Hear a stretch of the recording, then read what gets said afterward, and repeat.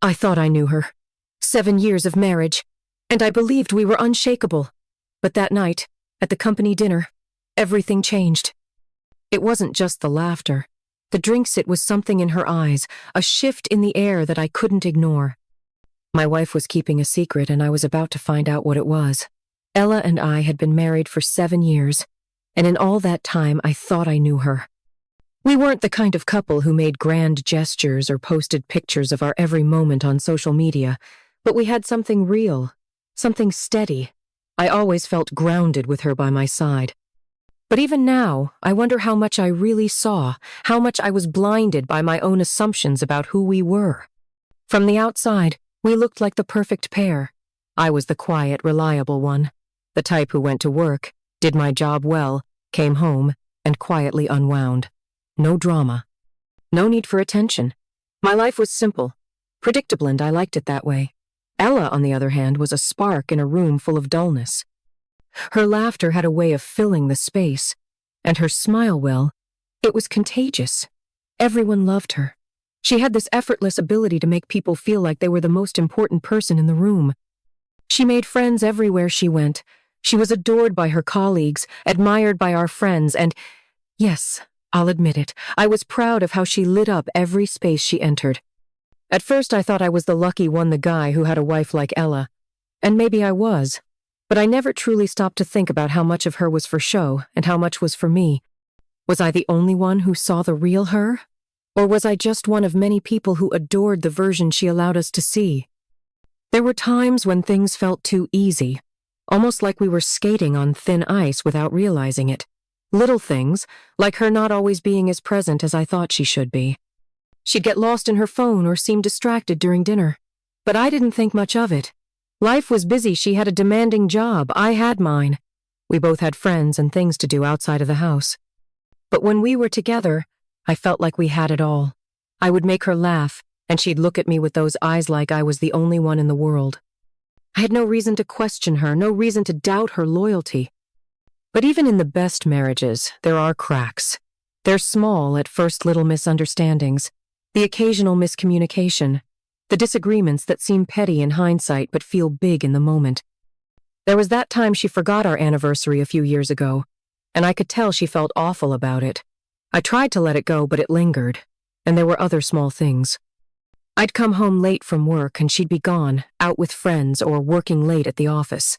I brushed it off as her needing space, as her being the independent woman I'd always loved. But there was a subtle change in the air, and I didn't want to admit it to myself.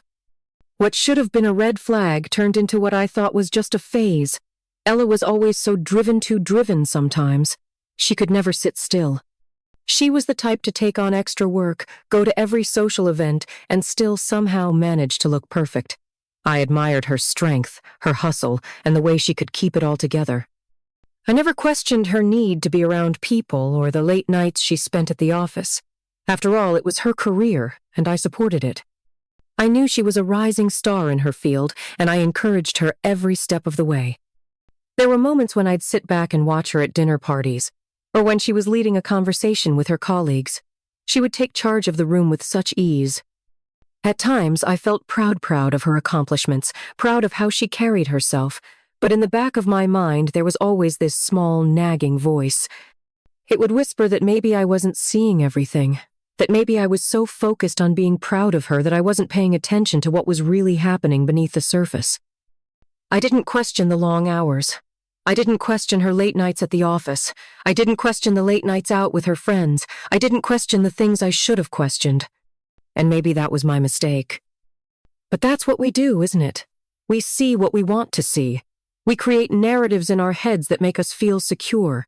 We tell ourselves that everything is fine, that there's no reason to worry. And maybe that's the way it should have been. But deep down, there was always this feeling. A feeling that, no matter how much I loved her, I might never fully understand her. That maybe I didn't know her as well as I thought. And that's the hardest part of it all, knowing that the person you thought you knew, the person you thought you could trust with everything, was hiding something from you. Something big. I didn't know it yet, but that night at the company dinner was the beginning of the end. And the truth? It had been right in front of me the whole time. The company dinner was supposed to be just another night out. Ella had been talking about it for weeks how important it was for her, how this was her chance to make a lasting impression on the higher-ups at work. I wasn't thrilled about the event, but I wanted to support her. So I put on my best suit and went along with her enthusiasm. I knew how much this meant to her, and I couldn't deny that seeing her so excited made me proud. When we arrived, the atmosphere was exactly what I expected: elegant, polished, full of the kind of people who always looked like they had their lives together. But as soon as we walked in, something felt off. Ella was glowing, as always, effortlessly drawing attention from everyone in the room. And I was content, standing by her side, making polite conversation with colleagues and associates. But then, I noticed something strange. It wasn't what she was doing. It was how she was doing it. Her laugh was a little too loud, her gestures a little too animated. It wasn't that she wasn't herself, it was that she was almost too much herself. Like she was trying too hard to be perfect, to be the center of attention.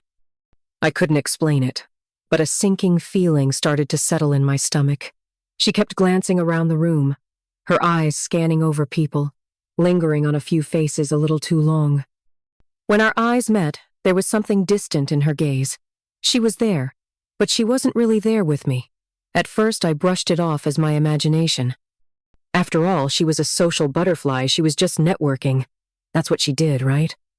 But as the night went on, I couldn't shake the feeling. I caught her chatting with a man I didn't recognize. His body language was too familiar, too comfortable. And when their conversation ended, she didn't immediately come back to me. She lingered, talking to other people, laughing a little too hard, a little too freely. That's when it hit me: he had never acted like this before, not in front of me. There was something off, something that I couldn't ignore any longer. And that's when I started to wonder, was I the only one who didn't see the truth? The evening dragged on, and the more I watched Ella, the more I couldn't shake the feeling that something was wrong. At one point, I excused myself to grab another drink, just to clear my head. But as I walked toward the bar, I noticed something that stopped me dead in my tracks. Ella was standing with that man again, her back to me. But the way she leaned in, the way she laughed, it was different. Too intimate, too comfortable. The way he touched her arm, the way she didn't pull away, me stomach twisted. Something about it felt so wrong, so personal. I stood there for a moment, trying to make sense of what I was seeing. I wanted to believe that I was overreacting, that I was imagining things, but every fiber of my being screamed that I wasn't.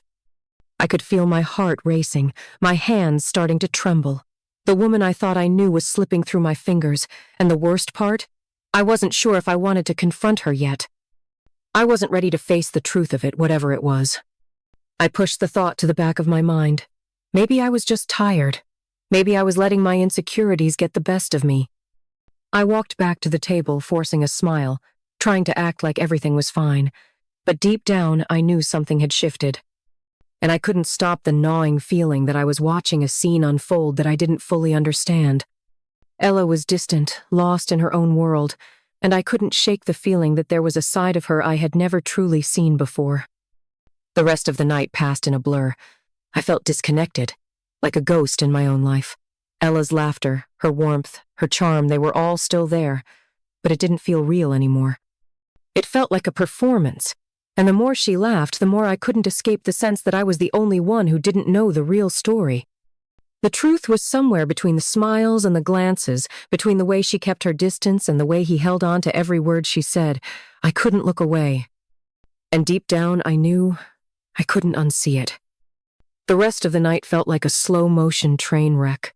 I tried to focus on the conversations around me, but my mind kept wandering back to Ella and that man. I watched her from across the room, wondering how many times she'd done this, how many other moments I had missed. I wanted to confront her then and there, to demand answers, but I couldn't bring myself to do it. What if I was wrong? What if I had misread the situation? But then something happened, something I couldn't ignore. I watched as Ella said her goodbyes to a few colleagues, laughing and chatting as usual. She walked toward me with a smile on her face, but as she approached, she looked past me straight at him. And there it was. The look. That knowing, almost secretive look she gave him before she quickly turned her attention back to me, as if nothing had happened. It was subtle, but I saw it. And in that moment, the last of my doubts disappeared. My heart sank, and everything around me seemed to blur. I had caught her, not just in a moment of weakness, but in a moment of clear, undeniable betrayal. My hands clenched into fists at my sides, but I couldn't bring myself to speak. What was there to say? The truth was right in front of me, wrapped in a smile that had once made me feel loved and secure. But now, it felt like a mask that was slipping off, revealing the person beneath it, the person who had been hiding from me for so long. As I stood there, frozen, watching her turn away from me for the last time that night, I knew it wasn't just the man she was leaving behind. It was me. I was already being left behind, just like the hundreds of other husbands who had been blindsided by their wives' infidelities, and somehow I had convinced myself that I wasn't one of them. The drive home was the longest of my life. Ella sat beside me, her face unreadable, her hands folded in her lap. The car seemed too small, too silent, like it was suffocating us both. I wanted to scream, to ask her how long this had been going on, but the words didn't come. Instead, there was a quiet tension that hung between us, thick with unspoken words and raw emotion. When we got home, I couldn't even bring myself to look at her. I went straight to the living room, slumping into the couch, feeling like a stranger in my own house. She followed me, and for the first time in our marriage, I could sense the walls she was building between us. She didn't sit beside me like she usually did. She hovered at the edge of the room, unsure of what to say or how to start the conversation. "We need to talk," she said, her voice soft, fragile. But even in that moment, I could hear the guilt in her tone. She knew. I knew. The truth was out there, hanging between us like a dense fog. "Do we?" I asked, my voice barely a whisper. The pain in my chest made it hard to breathe. I wanted to ask her why, how she could do this to me, to us, but I couldn't bring myself to say it. I was too scared of what I might hear, too scared that her reasons might tear apart everything I thought I knew about her. She sat down, her eyes brimming with tears, and for the first time, I saw her vulnerability. But it wasn't the kind of vulnerability that made me want to comfort her. It was the kind that made me feel like a fool. She began speaking, telling me how it happened, how it all spiraled out of control, how the man from the dinner had been there for her in ways I hadn't been. But none of it mattered. None of it could erase the fact that she had betrayed me. "I'm so sorry," she whispered, her voice shaking. "I never wanted to hurt you. I don't even know what happened. I lost myself." The words felt empty. She had lost herself, but I had lost her. The person I loved, the woman I trusted, was gone. And in her place was someone I didn't recognize, a stranger who had shattered everything I had built with her. She was asking for forgiveness, but what was there to forgive? How could I give her forgiveness when it was me who felt abandoned? I stood up, pacing the room. My hands were trembling, my thoughts scattered. "You think saying sorry will fix this?" I asked, my voice rising with the pain that had been bubbling inside me. "How do I trust you again? How do I go back to the way things were?" Ella didn't answer right away. Instead, she just stared at the floor, as if searching for the right words. But there were no right words.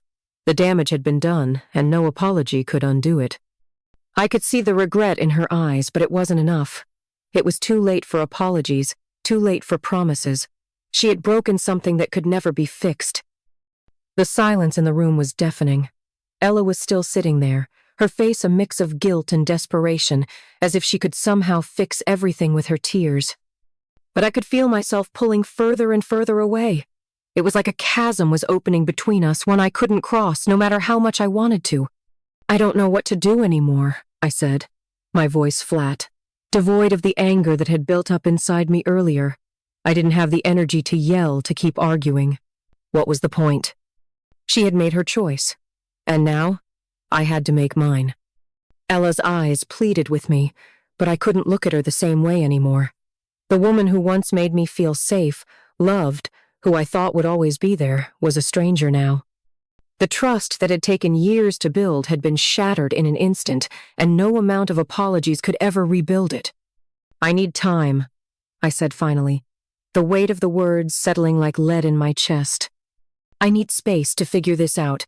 I don't know if I can ever forgive you, and I don't know if I can stay in this marriage." She nodded, her face crumpling in pain. "I understand," she whispered, but the words didn't feel like they belonged to her.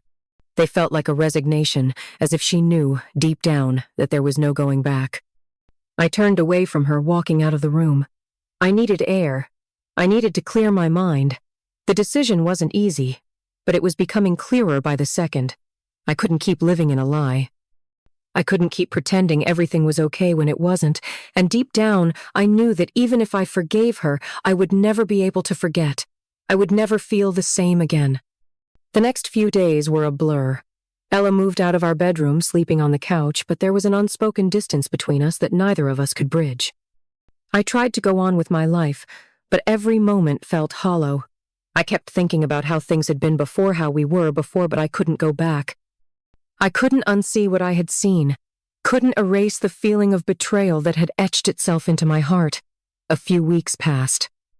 Ella and I had barely spoken, our conversations reduced to the most necessary exchanges. We were living in the same house, but we were no longer a family. It was clear we had reached an impasse, a place where the love we had once shared seemed to vanish into thin air, leaving behind only the remnants of what could have been. One evening, as I sat in the living room, I heard her footsteps behind me. It was the first time in days that she had approached me like this, slow, hesitant, like she wasn't sure if she was welcome. I didn't turn around immediately. I knew what she wanted to say, I knew what was coming.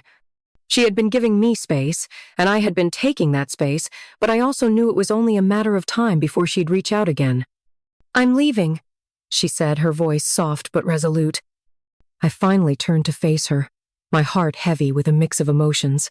"So, this is it?" I asked, my voice quiet, almost detached. I wasn't angry anymore. I wasn't even sad. I was just empty. Ella's eyes filled with tears. She had already cried so many times, but this time was different. There was no more pleading, no more hope that things could be fixed. This was the end, and we both knew it. "I don't want to leave," she whispered, "but I can't stay here. Not like this. Not when everything has changed." I stood up and walked toward her. For a moment, it felt like I was seeing her for the first time in weeks, her eyes wide with sorrow, her face showing signs of regret, the woman who had once been my wife. But I couldn't hold on to her anymore. Not like this. Not when trust had been broken beyond repair. "I can't keep pretending either," I said softly. "I can't go back to the way things were. You made your choice, Ella. And now, I have to make mine, I think. I think it's time for us to let go." She nodded, tears slipping down her cheeks. "I understand," she whispered again. But this time the words felt more like an acceptance than a resignation. I watched her walk out of the house that night, the door closing behind her with a finality that felt as cold as the silence that filled the space she left. And in that silence, something inside me broke, and yet something else began to heal. The weight of her betrayal had been lifted, and though it hurt, I knew I was doing the right thing. I had to walk away. I couldn't stay in a marriage built on lies. I couldn't keep sacrificing my happiness just to keep the peace. In the days that followed, I began to rediscover parts of myself I had lost. I focused on rebuilding, not just my life, but my sense of self.